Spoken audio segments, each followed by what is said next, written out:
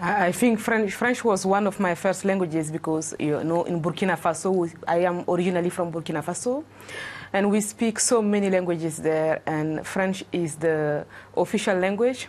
So it was the language I learned at school, the first language in which I have been reading. So the first literature we are confronted with is the French literature, and beautiful literature, especially for me, Simone de Beauvoir.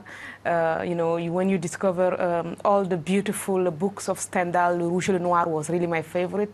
This is what we have been reading in the moonlight or just outside in the evening in the little villages in Africa where we did not have electricity, just to see how far a French book can go and set a mind free somewhere. And we also had access to the French International Radio, where my father got his news from.